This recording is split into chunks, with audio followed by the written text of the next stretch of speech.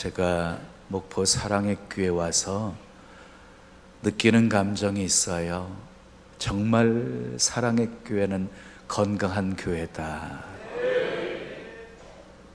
그 이유가요, 예배가 살아있는 거예요. 수요 예배 시간에 또 이렇게 많이 모인 교회 또 처음이거든요. 저희 교회 성도들도 수가 꽤 많거든요. 수천 명 되는데 수요 예배 그렇게 많이 안 참석해요. 예배 그렇게 우리를 중직자만, 재직들만 1700명인가 돼요. 재직들만 참석해도 예배당이 꽉 찰 거 아니에요? 지어 말 더럽게 안 들어먹어요. 그런데 우리 목사님 무슨 비결이 계신지 이렇게 제가 우리 목포 사랑의 교회 와서 배워야 될 게 한두 가지가 아니에요. 벤치마킹해서 저도 좀 더 건강한 그런 교회 만들어 가려고 힘쓸 것입니다. 오늘 읽은 본문의 말씀 다시 한번 띄워주시지요. 다시 한번 읽어보죠. 시작. 이 모든 일에 전심전력하여 너의 성숙함을 모든 사람에게 나타나게 하라. 자, 이 말씀 자세히 보세요. 모든 사람에게 너의 성숙함을 나타나게 하라. 그러니까 우리의 성숙함을 수많은 사람들에게 보여주라는 말이지요. 그러면 우리의 성숙함을 보여주기 위해서는 어떻게 하라고 그랬어요? 모든 일에 전심전력하라고 그랬어요. 네, 모든 일에 전심전력해야 우리의 신앙이 성숙해지게 되어지는데, 그 모든 일 중에서 가장 소중한 일이 무엇이냐면 예배예요. 예배. 하나님께서요, 예배 받으시기 위해서 우리를 지으셨어요. 우리를 구원하셨어요. 출애굽의 목적이 무엇인 줄 아세요? 이스라엘 백성들을 애굽에서 출애굽시키신 목적이 무엇이냐면 예배 받으시기 위함이었어요. 그래서 바로가 타협하자고 들잖아요. 멀리 가지마, 재물은 가지고 가지마, 온전한 예배 드리지 못하게, 그렇게 타협하려고 하잖아요.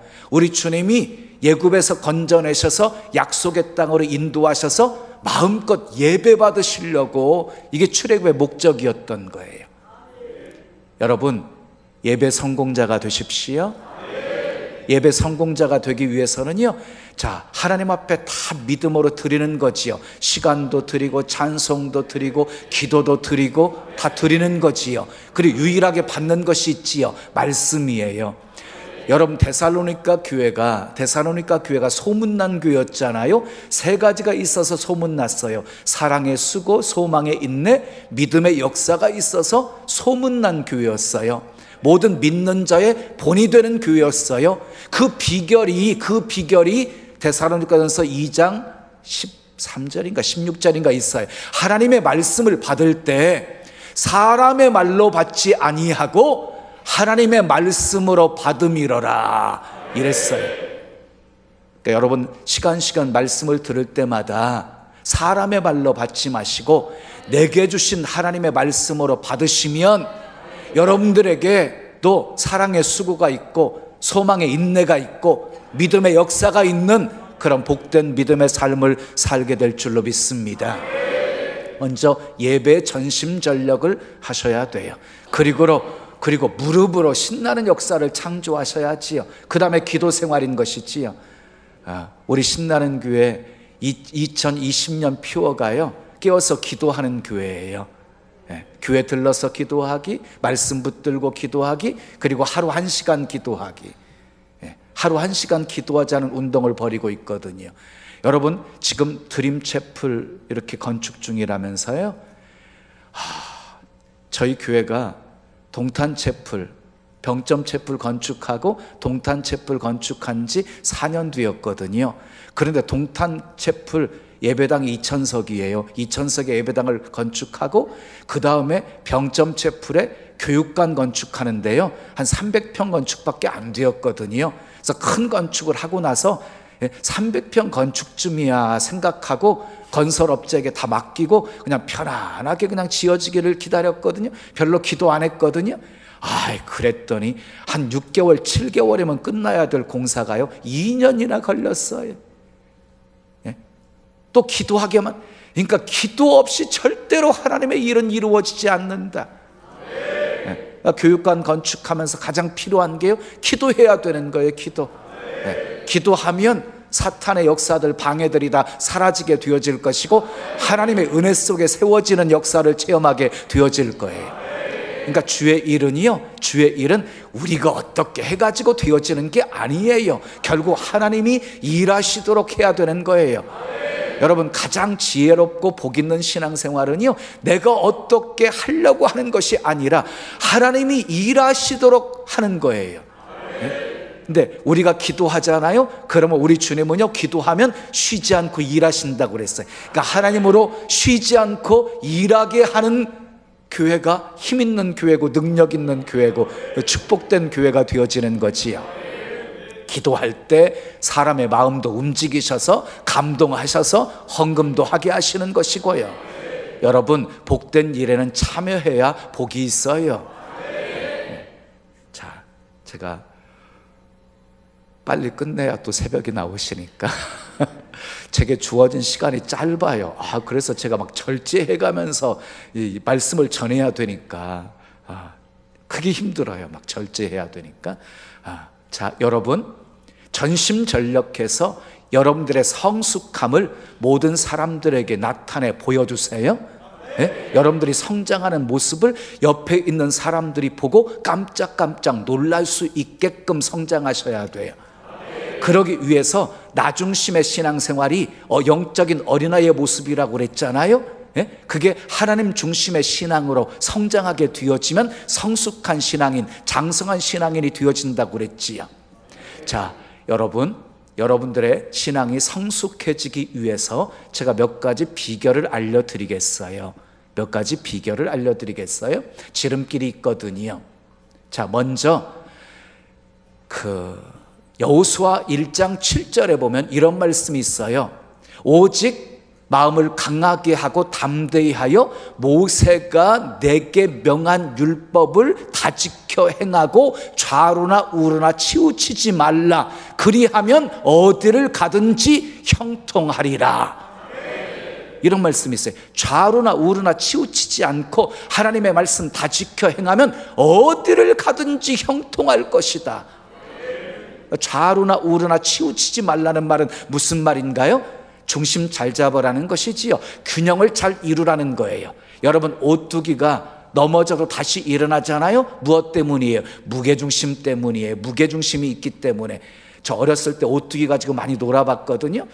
옆으로 젖혀놓고 뒤로 젖혀놓고 거꾸로 뒤집어놔도 다시 제자리로 돌아와요. 무게중심 때문이에요. 여러분, 우리 신앙생활에 무게중심을 말씀으로 딱 잡고 계셔야 돼요. 그러면 어떤 상황 속에서도 오뚜기처럼 다시 일어나게 되어지는 것이지요. 그런데 좌로 우로 치우치면 안 돼요. 치우치면 2단 3단이 나오게 되어지는 거예요. 그래서 균형이라는 것이 굉장히 중요해요. 균형이라는 것이, 이 밸런스가 맞아야 돼요. 자, 먼저 내용과 형식과 내용의 균형을 이루어야 돼요. 자, 여러분, 형식은 그릇이라고 한다면 내용은 그 내용물이 되어지는 거지요. 여러분, 그릇이 중요해요? 내용물이 중요해요?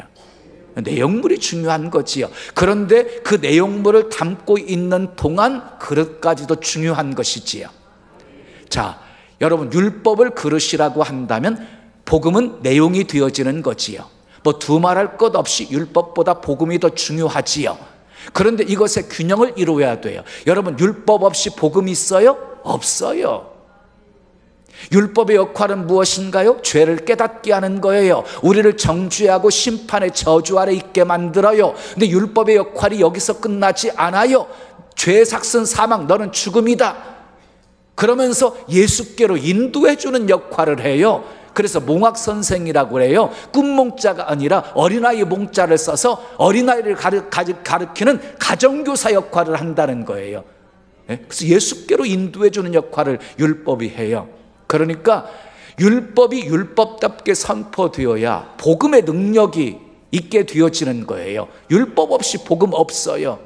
그러니까 율법과 균형, 복음과의 관계를 잘 밸런스를 이루어. 무엇이 더 중요하냐는 것은 뭐 따질 것도 없지요. 내용이 중요하고 복음이 중요한 거지요. 자, 우리 몸은요, 육체와 영혼으로 구성되어 있지요. 예? 육체와 영혼으로 구성되어 있어요. 자, 영혼을 담고 있을 동안 우리 육신도 소중한 거예요.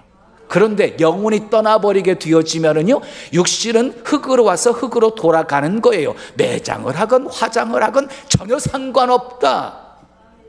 영혼이 중요한 것이건 영혼이. 근데 영혼을 담고 있는 동안 우리 육신도 소중한 것이기 때문에 여러분들의 건강도 지키셔야 되는 거예요. 제가 사랑의 교회 와가지고 너무너무 좋은 게요, 이렇게 월요일부터 와가지고 토요일까지 집회하는 거 저 처음이거든요. 처음인데 처음에는 너무 길다고 싶었는데요, 하루하루가 너무 행복한 시간을 제가 보내고 있어요. 시간이 많으니까요. 미리 설교 준비, 제가 다음 주간에 월요일부터 또 한 주간 인도 선교를 가거든요. 인도 신학교 졸업식, 그리고 목회자들, 현지 목회자들 모아놓고 세미나, 그리고 현재 있는 아이들 다 모아놓고 우리 교인들 18명하고 함께 가거든요. 그래서 대형 집회도 다 계획하고 하거든요. 미리 설교 준비 지금 다 해놨잖아요. 예? 거기다가 저는요, 운동 안 해요. 숨쉬기 운동만 잘하고 있거든요. 또 운동이 필요한데 그게 잘 안 돼요. 시간도 잘 안 되고. 예? 그런데 여기 오니까 시간이 널널하니까요, 하루에 2시간씩 제가 산책을 하고 있잖아요. 앞에 그냥 이렇게 그 바다가 있고 하다 보니까 그 둘레길 너무 잘 만들어 놓은 거예요. 아주 행복하게 하루에 2시간씩 걷고 있어요. 제가 건강해져 가지고 돌아갈 것 같아.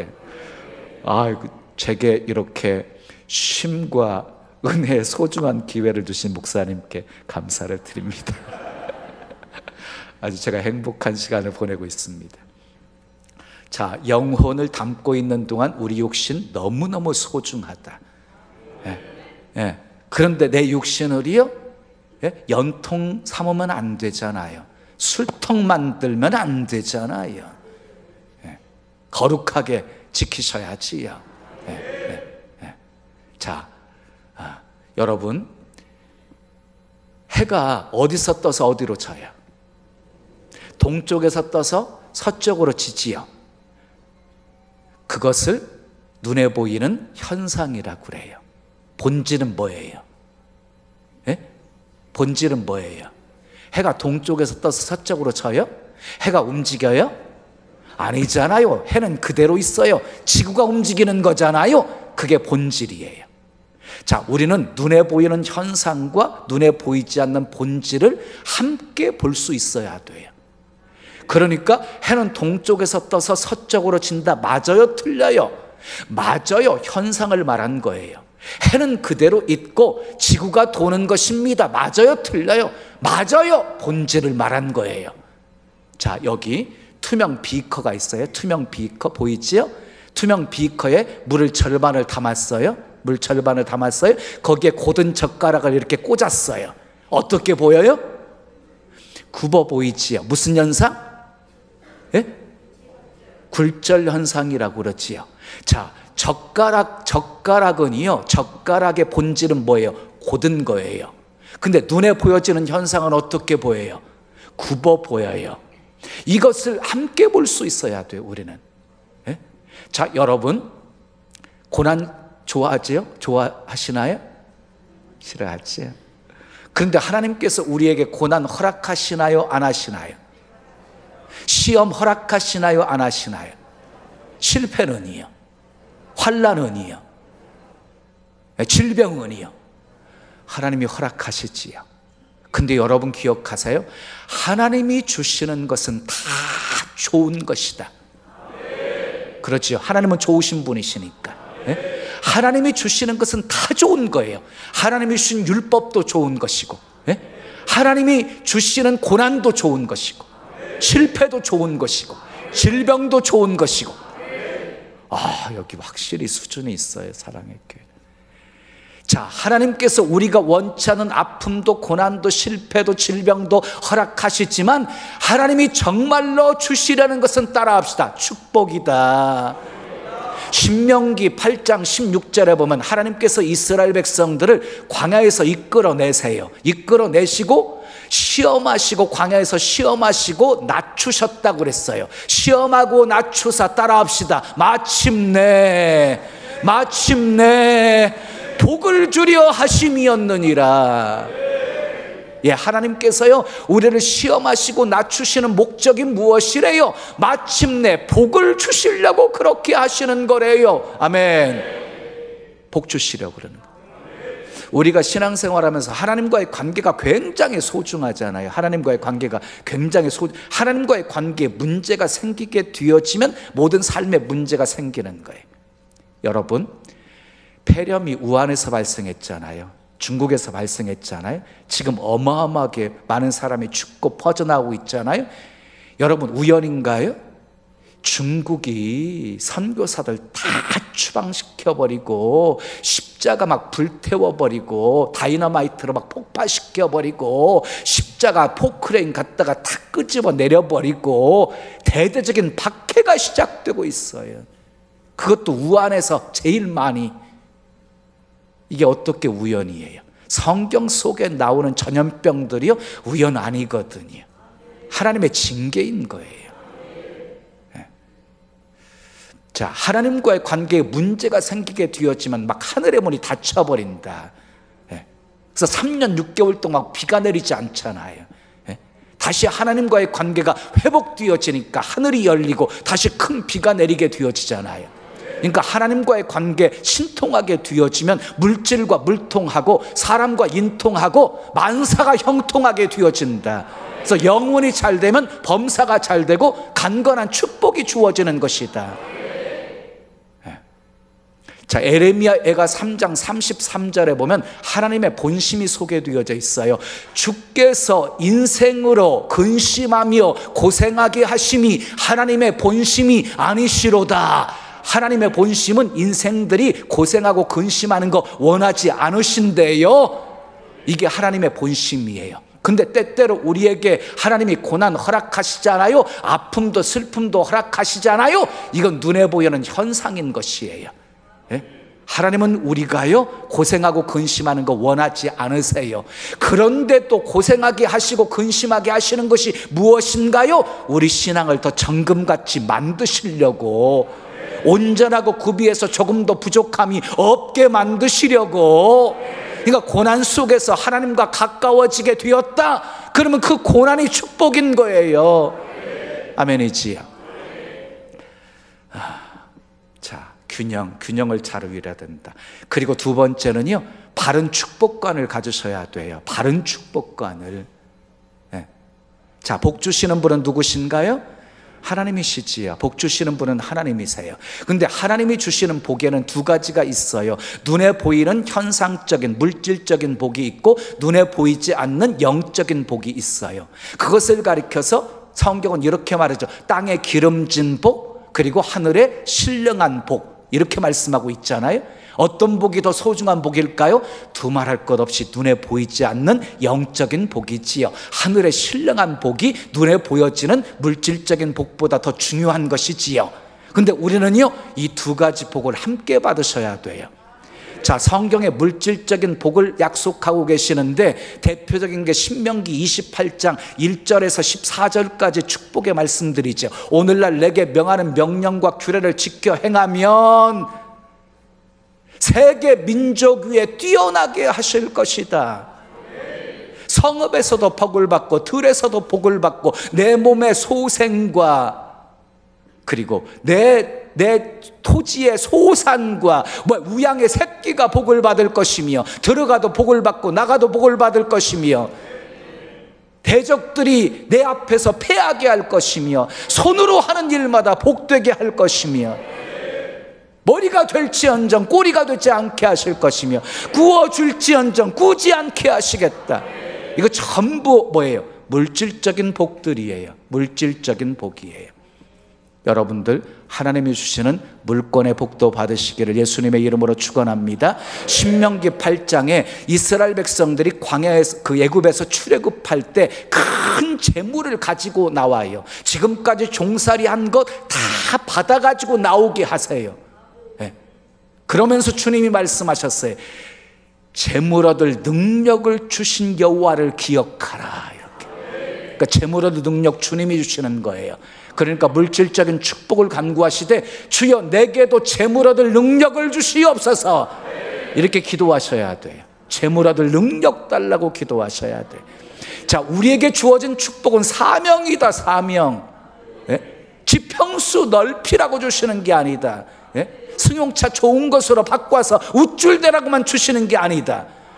물론 복 받으셔가지고 아파트 평수 넓히는 거 괜찮아요. 좋은 승용차 타고 다니는 것도 괜찮아요. 하나님이 주신 복은 누리셔야지요. 그런데 그것보다 훨씬 더 많이 하나님이 주신 축복임을 알고 마음껏 그의 나라와 의를 구하는 데 헌신해야 되는 거예요.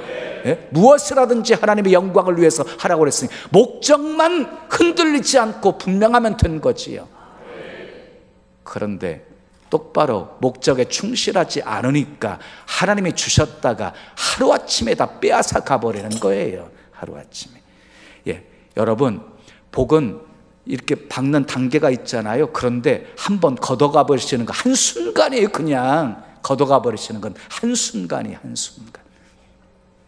자, 그 다음에 성경은요, 자, 영적인 복을 소개하고 있잖아요. 대표적인 게 시편 1편 1절에 보게 되었지만, 복 있는 사람은 악인의 꾀를 쫓지 않고 죄인의 길에 서지 않고 오만한 자리에 앉지 않을 뿐만 아니라 오직 여호와의 율법을 주야로 묵상하는 자가 복이 있다. 저는 시냇가에 심겨진 나무처럼 되어서 시절을 쫓아 과실 맺고 잎사귀 마르지 아니하고 모든 행사가 형통하리로다. 이게 복 있는 사람이에요. 어떤 사람이 복 있는 사람인지를 소개하고 있죠. 마태복음 5장 1절에서부터 보게 되어지면 팔복에 대해서 소개하잖아요. 심령이 가난한 자 복이 있다. 그 다음에 애통하는 자가 복이 있다. 뭐 긍휼히 여기는 자가 복이 있다. 온유한 자가, 의를 위해서 핍박을 받는 자가 복이 있다. 팔복에 대해서 소개하고 있죠. 무엇이 진정한 복인지를 소개하고 있지요. 그러니까 눈에 보이는 물질적인 복만이 복이 아니란 말이지요. 눈에 보이지 않는 영적인 복이 있단 말이지요. 주님을 위해서 죽을 수 있는, 순교할 수 있다면 그것만큼 큰 복이 없는 거지요. 아멘이지요. 자, 우리는요, 바른 축복관을 가지셔야 돼요. 바른 축복관. 근데 어떤 분들은요, 하나님 앞에 물질적인 축복을 구하는 것을 기복이라고 치부한단 말이에요. 그게 어떻게 기복이에요? 기복이라는 단어는요, 기복이라고 하는 단어는 어떨 때 쓰여져야 되냐면, 나중심으로, 모든 것들이 나중심으로 살아가면서 복도 나중심으로 구하는 사람들은 그게 기복인 거예요. 내가 잘 먹고 잘 살려고 말 그대로 아파트 평수 늘리고 보란듯이 그냥 사람들에게 드러내고 살기 위해서 구한다고 한다면 그게 기복이지요. 근데 우리는 사명을 위해서 기도하잖아요. 하나님 나라 확장을 위해서, 하나님 영광을 위해서 나를 축복의 통로로 써주시옵소서, 이러면서 축복을 구한다. 그게 무슨 기복이냔 말이지요. 여러분, 물질의 복이요, 믿음의 사람들에게 와야지 거룩하게 쓰여지는데, 악한 사람에게 그 물질이 가게 되어지면 악하게 쓰여지는 거잖아요. 그러니까 우리는 사명을 위해서 복 받아야 된다. 앞으로 우리 사랑의 교회에서도 재벌들 나오기를 축복합니다. 우리 교회 재벌 하나가 있어요. 연매출 1조. 저는 그 소리 듣고요, 1조 해서요, 그냥 그러려니 했거든요. 집에 와서 가만히 생각해 보니까 1조가 어마어마한 단위였어요. 1조가. 직원이 5,000명. 해외 지부까지 막 다 포함해가지고 가족이 열심히 신앙생활해요. 근데 외국 출장들을 많이 가다 보니까 한 달에 뭐 2번, 3번 정도 이렇게 예배 참석하고 하는데 헌금생활도 잘해요. 자, 사랑의 교회도 그런 재벌들이 있기를 축복합니다. 우리 그 초등학생들, 중고등학생들, 우리 대학부, 청년부 막 젊은이들이 이렇게 막 새벽도 깨우면서 막 이렇게 은혜 속에 거하고 있는 모습을 볼 때, 우리 사랑의 교회는 정말 비전 있는 교회구나, 아주 힘 있는 교회구나. 물론 여기는 못자리와 같아서 결국은 다 그냥 밖으로 파송하기는 하겠지만, 그들이 가서 구석구석에서 정말 그리스도의 향기가 되어서 하나님의 뜻 멋지게 이루는 사람들이 되어지겠구나 하고, 제가 구로공단에서 목회할 때요, 청년 목회였거든요. 키워놓으면 가고 못자리 교회였거든요. 수천 명이 지나갔거든요. 수천 명이. 그런데 하나님이 화성으로 인도하시더니요, 지금까지 뿌려놓은 거 다 거두게 하시는 거예요. 그냥 다 우리 교회로만 오는 것 같아. 공짜가 없어요. 심어놓으면 다 거두는 거예요. 다 거두게 하시는. 자, 세 번째. 자, 믿음에 대한 바른 정의가 있어야 돼요. 믿음에 대한 바른 정의가. 히브리서 11장 6절에 믿음이 없이는 하나님을 기쁘시게 할 수 없나니 그랬지요. 믿음이 있어야 하나님을 기쁘시게 할 수 있습니다. 믿음 없이는 절대로 하나님을 기쁘시게 할 수 없어요. 그런데 하나님께서는요, 그 믿음으로 모든 것을 평가하신다는 거예요. 그러니까 평가의 기준도 결국 믿음이에요. 믿음. 그래서 내 믿음이 크도다, 내 믿음대로 될지어다, 내 믿음이 크도다, 내 소원대로 되리라. 믿음 보시고 평가하시고 축복하시지요. 물에 빠져서 허우적거리는 베드로를 향해서 믿음이 적은 자여 왜 의심하였느냐 이러면서 책망하면서 건져주시잖아요. 믿음 보시고 평가하신다. 굉장히 중요한 말씀 한 구절 찾아볼게요. 로마서 14장 23절 말씀. 로마서 14장 23절 함께 읽어요. 시작. 의심하고 먹는 자는 정죄 되었나니 이는 믿음을 따라 하지 아니하였기 때문이라. 믿음을 따라 하지 아니하는 것은 다 죄니라. 따라하세요. 믿음을 따라 하지 아니하는 것은 다 죄니라. 다시요. 믿음을 따라 하지 아니하는 것은 다 죄니라. 한 번 더요. 믿음을 따라 아니하는 것은 다 죄니라. 여러분, 이 말씀 분명히 기억하세요. 믿음을 따라 하지 않는 것은 다 죄가 된대요. 다 죄가 된대요. 다 죄가 된대요. 여러분, 잘 믿으면 천국, 믿지 않으면 지옥. 잘 믿으면 축복, 잘 못 믿으면 화, 뭐 이런 거잖아요. 하나님께서 믿음을 보시고 평가를 하시거든요. 여러분, 한번 물어볼까요?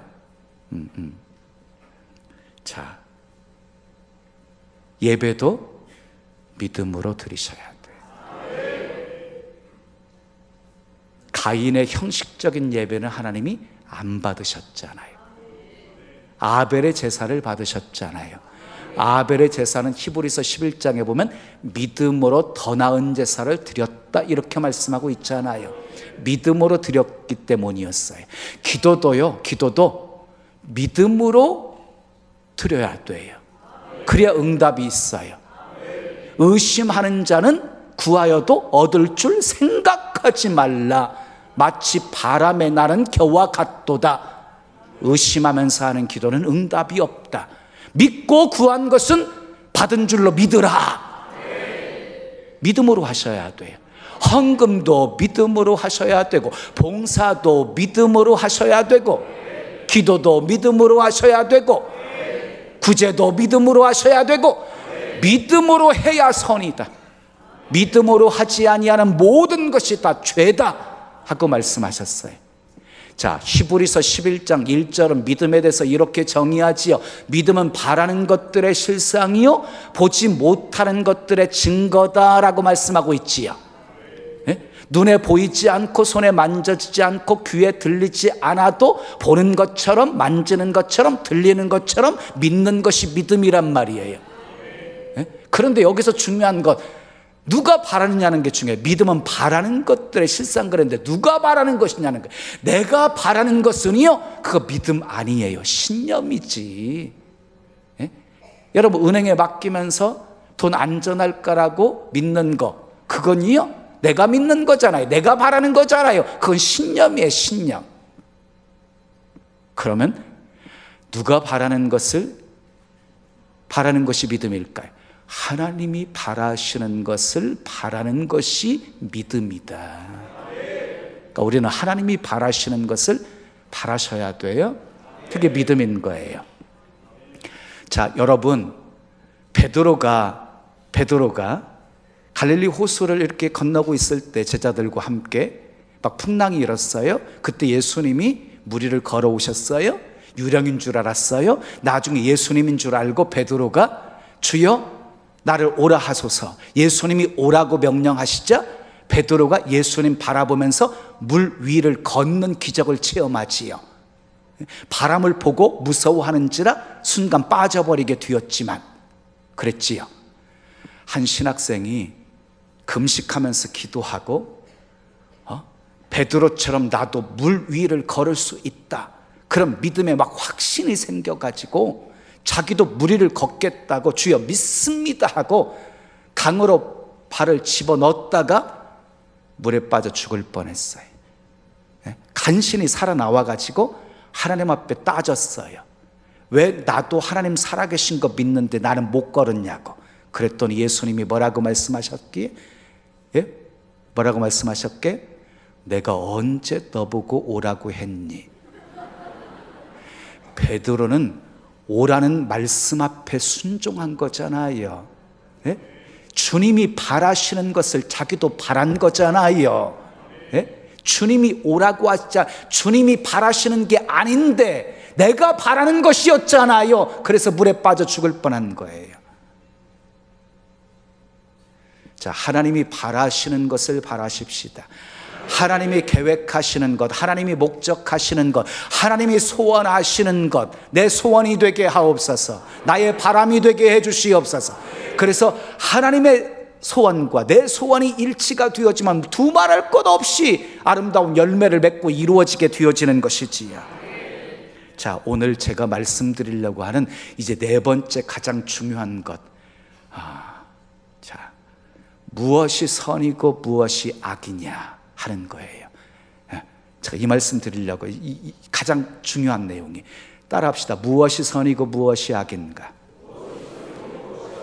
일반적인 개념에서 선악의 기준은 무엇인가요? 무엇을 악이라고 말하지요? 무엇을 선이라고 말하지요? 무엇을 선이라고 말해요?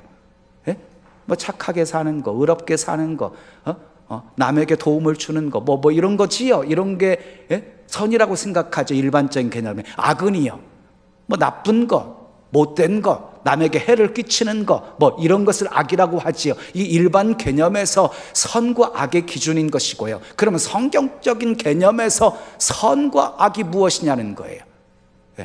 선이 무엇이고 악이 무엇이냐, 이걸 분별할 수 있어야 돼요, 신앙생활하면서. 자, 우리 창세기 3장 22절 말씀을 한번 보겠어요. 자, 여러분, 아담과 하와가 선악과를 따먹었어요. 선악과를 따먹고 난 후에 나타난 결과 중에 하나였어요. 함께 읽어요. 시작. 여호와 하나님이 이르시되 보라, 이 사람이 선악을 아는 일에 우리 중 하나같이 되었으니 그가 그의 손을 들어 생명나무 열매도 따먹고 영생할까 하노라. 여기 보세요. 선악을 아는, 선악과를 따먹고 나서 어떻게 되었다고 누가 말씀하시는 거예요? 여호와 하나님이 이르시되, 주님이 말씀하신 거지요. 보라, 이 사람은 누구예요? 아담이지요. 아담은 인류의 대표이지요. 이 사람이 선악을 아는 일에 우리 중 하나와 같이 되었다. 우리는 누구예요? 삼위일체지요. 성부, 성자, 성령이시지요. 우리 중 하나같이. 그러니까 지금까지 선악의 기준은 하나님이셨다는 거예요. 선악의 기준은 하나님이었는데 선악과를 따먹고 난 후에 아담도 선악의 기준이 되어져 버렸다. 그때부터 자기들 좋을 대로 살게 되어진 거예요. 창세기 6장을 보면은 하나님의 아들들이 나와요. 하나님의 아들들은 누구예요? 셋의 후손들, 경건한. 그 다음에 사람의 딸들이 나와요. 사람의 딸들은 불경건한 가인의 후손들을 말하는 거예요. 그런데 하나님의 아들들이 사람의 딸들의 아리따움을 보고 아내를 삼은지라 그랬어요. 그 결과 세상의 죄악이 관영하게 되었고 모든 사람들의 계획이 악하였다. 그래서 하나님이 세상의 사람 지으심을 한탄하사 물로 심판. 이게 노아 홍수 심판이에요. 우리 청년들, 우리 학생들 많이 있는데요, 결혼할 때 주의해야 될 것이 있어요. 믿음의 사람하고 하셔야 돼요. 사람의 딸들의 아리따움을 보고 이쁜 것만 보고 결혼하면 큰일 나요. 특히 우리 남자들은 교회 안에 자매들이 얼마나 많아요. 그러니까 세상에서 배우자 찾으려고 하는 것만큼 바보들이 없다. 그런데 자매들은 참 안타까워요. 남자들이 별로 없어요. 그것도 내 눈에 차는 남자가 별로 없어요. 그럼 어떻게 하면 되겠어요? 세상에서라도 찾아야지요. 그런데 믿지 않는 사람이 괜찮아 보이잖아요. 그럼 어떻게 하면 되겠어요? 믿게 만들고 결혼하면 된다. 그만합시다. 지금 제가 해야 될 일이 많아가지고. 자, 바벨탑 사건을 아시죠? 성경 전체를 내가 다 훑어야 되는데 몇 가지 대표적인 것만 보겠어요? 바벨탑 사건 아시죠? 바벨탑을 쌓은 이유가 두 가지였어요. 뭐였어요? 자기들의 이름을 내려고. 우리들은 우리 이름 내려고 살면 안 돼요. 무엇이라든지 하나님의 영광을 위해서 살아야지. 예? 하나님을 높이는 삶을 살아야지. 아멘. 예? 그리고요, 흩어짐을 면하려고. 그런데 하나님의 뜻이 무엇이었어요? 하나님의 뜻은 흩어져 사는 거였어요. 예? 생육하고 번성하여 땅에 충만하라 그랬어요. 근데 흩어짐을 면하려고 바벨탑을 쌓은 거예요. 하나님이 언어를 혼잡시켜서 다 흩어버리시잖아요. 그런 동일한 역사가 사도행전에 나와요. 사도행전에 예루살렘 교회가 놀랍게 부흥하게 되어지자 흩어져야 되는데 흩어지지 않고 예루살렘 교회 똘똘 뭉쳐 있으니까 하나님께서 어떻게 하셨어요? 환란이라는 것을 통해서, 핍박이라는 것을 통해서, 스데반이 막 순교당하는 사건들을 통해서 결국 사도들을 제외하고 모든 사람들이 다 흩어지니라. 흩어져서 가는 곳마다 복음을 증거하게 되어지지요. 빌립이 사마리아에서 복음을 증거함으로 그 성에 큰 기쁨이 있었다 그랬지요. 사도행전 1장 8절에 성령을 부어주신 목적이 나오지요. 오직 성령이 너희에게 임하시면 너희가 권능을 받고 예루살렘과 온 유대와 사마리아와 땅끝까지 이르러 내 증인이 되리라 하시니라. 이게 성령 부어주신 목적이란 말이에요. 자기들 중심으로 똘똘 뭉쳐 있으라는 게 아니에요. 여러분, 예배 드리기 위해서 모이시되 예배 드린 후에는 흩어지셔야 돼요. 그리고 여러분들의 세상이 여러분들의 선교지예요. 수많은 사람들에게 때를 얻든지 못 얻든지 전하기를 힘쓰셔야 되는 것이에요. 그래서 하나님께서 결국 언어 혼잡시켜서 흩어버리신 거예요. 자, 모세 민수기 10장에 보면 가데스에서요, 반석에게 명하여서 물을 내라고 그랬는데요, 반석을 쳐버렸어요. 어떻게 되었어요? 물은 나왔어요. 근데 하나님의 영광을 가리게 만들어버려요. 하나님께서 말씀하신 대로 명하여서 물을 내라고 하면 명예에서 물을 내는 것이 선이다.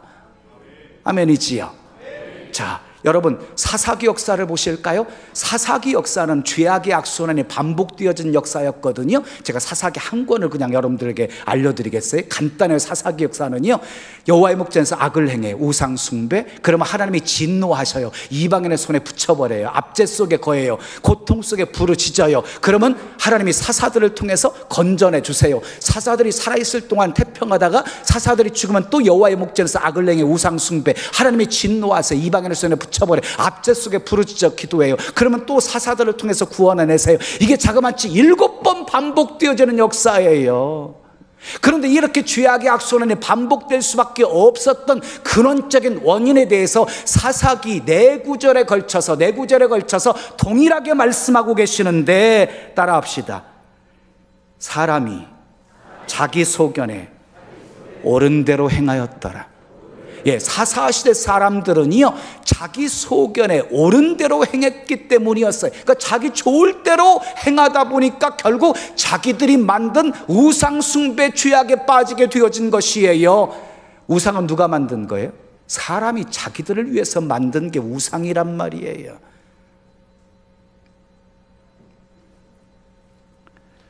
자, 사울 왕과 다윗 왕에 대해서 보십시오.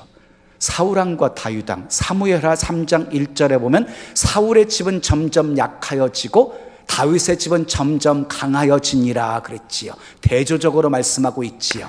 왜 다윗의 집은 그렇게 강성해졌습니까?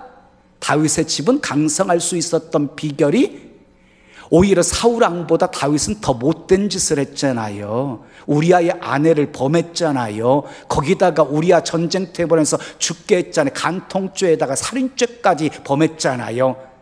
그럼에도 불구하고 다윗은 침상에 젖도록 회개했고요. 회개가 있었고요. 그리고 매사에 하나님께 물으면서 하나님의 인도를 받으면서 살아요. 사울 왕을 죽일 수 있는 2번의 기회가 있음에도 불구하고 하나님의 손에 다 맡겨요. 그래서 다윗의 집은 점점 강성해졌어요. 사울 왕의 집은요, 아멜렉을 쳐서 진멸하라고 그랬는데 진멸하지 않고 좋은 것 남겨두지요. 거기다가 블레셋과의 싸움이었습니까? 싸움이 일어났을 때에 사무엘 선지자를 기다렸어야 되는데 기다리지 않고 월권에서 제사를 드리지요. 그러니까 하나님의 말씀을 어긴 거예요. 그래서 결국 선지자를 통해서 이런 선고를 받아요. 왕이 하나님의 말씀을 버렸으므로 하나님도 왕을 버렸다. 이렇게. 무엇이 선이에요? 말씀대로 순종하는 것이 선이에요. 우사가 법궤가 흔들리니까 법궤를 붙잡았다가 즉사해서 죽었어요. 인간적으로 보면 잘한 것인데요, 말씀의 성물을 만지면 죽는다고 한 것처럼 죽은 거예요. 베드로 보십시오. 예수님께서 잡히시고 고난 받으실 것에 대해서 말씀을 하셨을 때에 베드로가 말하기를 절대로 주님께 그런 일이 있어서는 안 됩니다고 만류하지요. 그때 예수님께서 뭐라고 하셨어요? 사탄아, 내 뒤로 물러가라.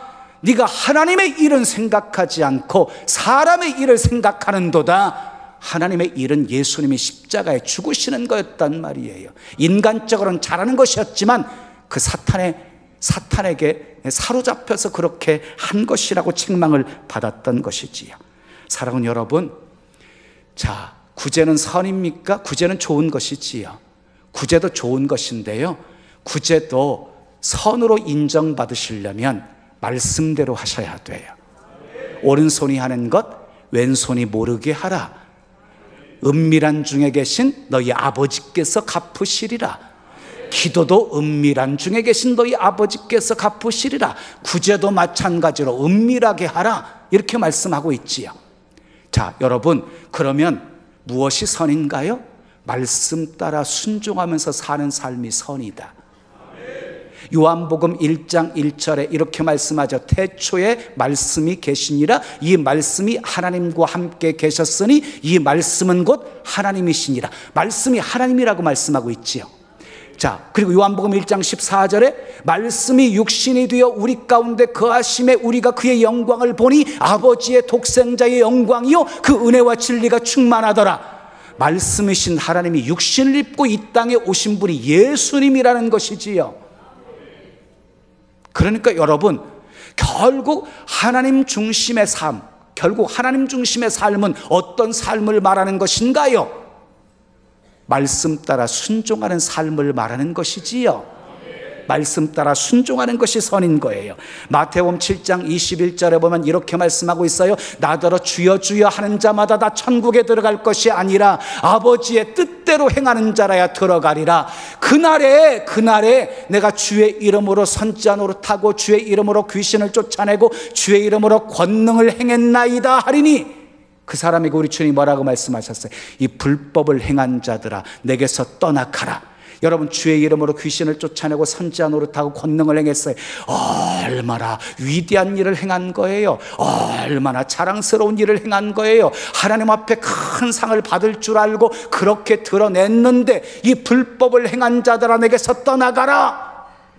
불법이 뭐예요? 세상 법을 어긴 것이 아니에요. 하나님의 말씀대로 살지 않은 것을 말하는 거예요.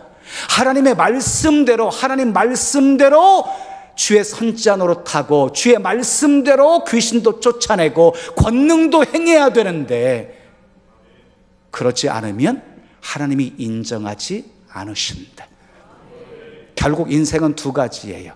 의인의 길, 악인의 길이 있거든요. 의인의 길은 여호와께서 인정하시지만 악인의 길은 결국 망하게 되어지는 것이거든요. 자, 여러분, 믿음을 따라 하지 아니하는 모든 것이 다 죄다. 믿음을 따라 하지 않은 것이 다 죄다. 그리고 내 좋을 대로, 내 생각대로, 내 방법대로 살아가는 것이 결국은 악이 되어진다. 그러니까 내 생각도, 내 계획도, 내 소원도 주님 앞에 다 내려놓고 하나님의 계획이, 하나님의 방법이, 하나님의 소원이, 하나님의 목적이 나를 통해 이루어지기를 기도하셔야 한다. 아멘. 저는요, 우리 목사님도 마찬가지지만 성도 수 많아지는 거예요. 그건 하나님께서 목사님이나 저나 하나님 큰 그릇으로 쓰시니까 그런 것이고요. 성도 수가 많아진다고 교회 사이즈에 따라서 상급이 달라진다고 한다면 얼마나 좋겠어요. 그렇지 않다는 거예요. 큰 그릇은 큰 그릇대로 쓰는 것이고 작은 그릇은 작은 그릇대로 쓰시는 것인데, 하나님은 공평하신 하나님이라는 거 이 세상에서는 여러분들이 잘 못 느끼겠지만 천국에 가면 확연하게 느끼게 되어질 거예요. 많이 맡긴 사람에게는 많은 것을 찾으시고 작게 맡긴 사람에게는 작은 것을 찾으신다고 그랬거든요. 저는 두렵고 떨림으로 목회하고 있어요. 하나님 앞에 섰을 때 착하고 충성된 종이다, 이 한마디 듣고 싶어서 최선을 다해요. 저 선교지 굉장히 많이 다니거든요. 다닐 때마다 느끼는 게요, 이게 사명 아니면 못 다닌다. 돈 싸들고 다니는 거예요. 갈 때마다 막 학교 지어주고 막 그러거든요. 그리고 그냥 비즈니스석 타면 얼마나 좋겠어요. 너무 비싸니까. 아이고, 이코노미석 타면 이거 얼마나 아낄 수 있는데, 그러면 이거 선교사들 나눠주면, 이 생각 때문에 못 타요. 근데 가끔 여러분들이 비행기 안에서 비즈니스석에서 내가 내리는 것을 보시거들랑 오해하지 마세요. 마일리지 쌓여가지고 좌석 업그레이드 한 거니까. 저희 교회 카드가 전부 마일리지 쌓이는 거예요. 그래서 교회 카드 쓰니까 마일리지 잔뜩 쌓이더라고요. 그래서 좌석 업그레이드를 멀리 가고 할 때는요, 막 밤 새워가지고 이렇게 오거든요. 그리고 월요일날 출발했다가 아니면 주일날 출발했다가 토요일날 도착해가지고 주일날 저희는 오후 예배 있고 또 오후 예배 또 있고 전부 제가 다 인도하거든요. 그러니까 지쳐있는 상황에서 정말 힘들거든요. 근데 그럴 때는 올 때만이라도 좌석 업그레이드 해서 비즈니스석으로 좀 바꿔서 타기는 하지요. 한 가지만 얘기하고 마칠게요. 국제시장이라고 하는 영화를 보셨습니까? 보신 분 손 들어보세요. 이거 많이 보셨네. 너무 좋은 영화였어요. 6.25 동란 때 가족과 좀 이별하잖아요. 여동생 하나를 잊어버렸어요. 아버지가 여동생을 찾아 나서면서 그 장남한테 이렇게 말해요. 아버지가 없을 때는 네가 가장이다. 네가 가장이다. 그래서 결국은요, 아버지는 돌아가셨는지 못 찾게 되어지고 나중에 여동생도 찾게 되어지잖아요. 독일로 가서 뭐 이렇게 독일 생활, 거기서 간호사인 아내 만나가지고 결혼하고, 그리고 가장 역할을 하느라고 최선을 다해요. 동생들 다 공부시키고 그리고 결혼도 시키고 장남으로서 가장 역할을 톡톡히 해요. 그리고 마지막 부분에 보면은요, 그냥 그 자녀들 다 데리고 와가지고 그 가장 역할을 한 그 큰아들 집에 모여가지고 막 웃음꽃이 활짝 펴요. 막 떠내려가게 이렇게 막 잔치가 벌어져요. 그때 이 주인공이 조용하게 자기 안방으로 들어와가지고 아버지 영정사진을 꺼내요. 그리고 아버지에게요, 영정사진을 보면서 아버지, 이만큼 살았으면 잘 살았지요? 가장 역할 잘 했지요? 그런데 아버지, 정말 힘들었어요.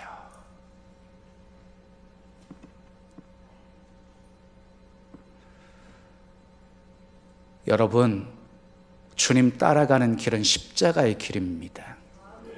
고난의 길입니다. 순간순간 무엇을 선택해야 할지 고민 중에 있을 때 주님을 위해서 고생하는 것을 선택하시면 그게 하나님이 기뻐하시는 일입니다.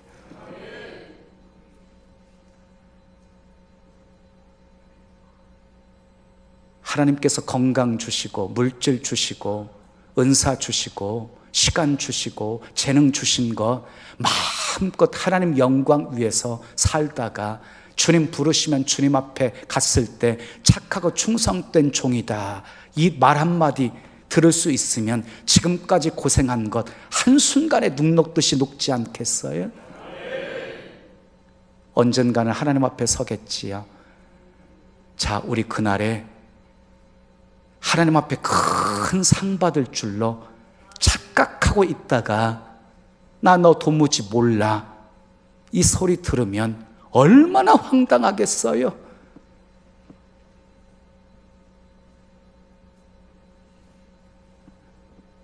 무엇이 악이고 무엇이 선인지 분명히 기억하시고 무슨 일이든지 믿음을 따라 행하심으로 하나님께 인정받으시기를 바라고, 하나님 앞에 섰을 때 생명의 면류관 다 받으시기를 예수님의 이름으로 축원합니다.